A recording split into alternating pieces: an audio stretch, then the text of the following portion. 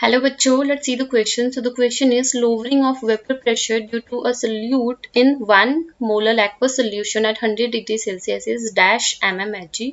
Nearest integer में answer करना है, राइट। तो आपको बोल रहे हैं कि एक्वस सोल्यूशन है जिसमें 1 मोलल उसका क्या है, कॉन्सेंट्रेशन है। सो देखिए 1 मोलल सोल्यूशन का मीनिंग क्या होता है कि आपका जो सॉल्यूट है वो 1 किलोग्राम सॉल्वेंट में प्रेजेंट है, राइट। 1 मोलल क्या होता है आपका 1 मोल पर केजी होता है, राइट। 1 मोल पर केजी होता है, that means 1 mole of solute जो है किसमें प्रेजेंट है आपका, प्रेजेंट इन 1 किलोग्राम सॉल्वेंट। और सॉल्वेंट एक्वस सोल्यूशन है तो हमारा सॉल्वेंट कौन होगा, यहाँ पर सॉल्वेंट होगा हमारा वाटर, राइट।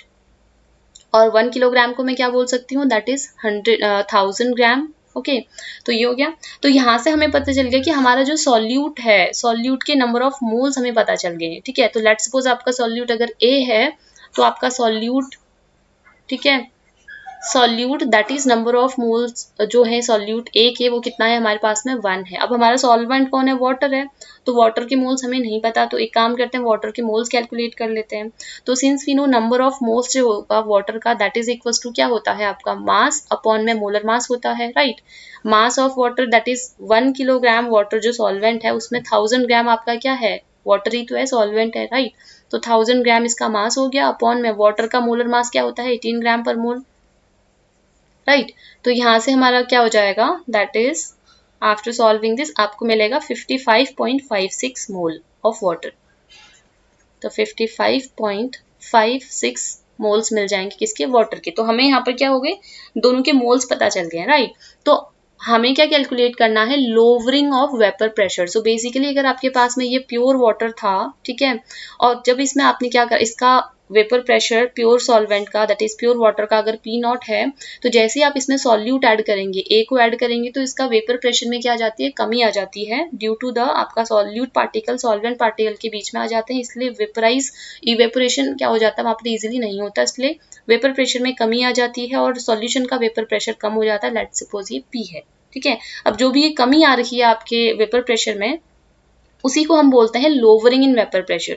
सो यहाँ पर आपका जो लोवरिंग इन वेपर प्रेशर होता है, लोवरिंग इन वेपर प्रेशर, ये क्या हो जाएगा, that is equals to initially आपका जो वेपर प्रेशर था प्योर सॉल्वेंट का माइनस जो आपका यहाँ पर क्या हो गया, सोल्यूशन का वेपर प्रेशर है। ओके सो इसी की वैल्यू हमें यहाँ पर क्या करनी है, कैलकुलेट करनी है।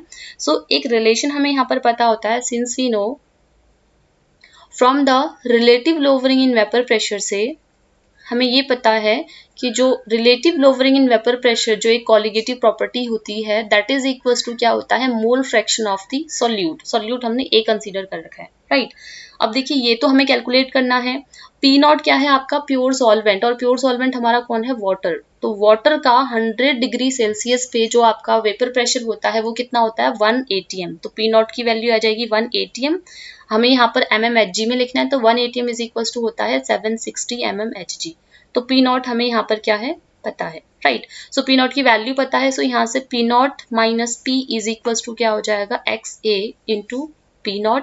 अब XA तो हमें नहीं पता, XA क्या है आपका, मोल फ्रैक्शन ऑफ सॉल्यूट है, और हमें पता है कि मोल फ्रैक्शन जो होता है जिसका भी हम मोल फ्रैक्शन निकाल रहे हैं दैट इज इक्वल्स टू उसके नंबर ऑफ मोल्स अपॉन में total moles of the solution. Solution में क्या है आपका एक्वस सोल्यूशन है, तो एक आपका सॉल्वेंट होगा दैट इज वाटर और एक आपका सॉल्यूट होगा, ठीक है। तो यहाँ पे number of moles of solute plus number of moles of water जो आपका सॉल्वेंट है दैट इज इक्वल्स टू हो जाएगा, Na का वैल्यू आपके पास में 1 है अपॉन में 1 plus 55.56, so this would be equals to 1 upon 56.56, right। तो इसकी वैल्यू पुट कर देते हैं, x आपके पास में है 56.56 इंटू P0 आपके पास में है 760 mmHg में ये आंसर आएगा, राइट।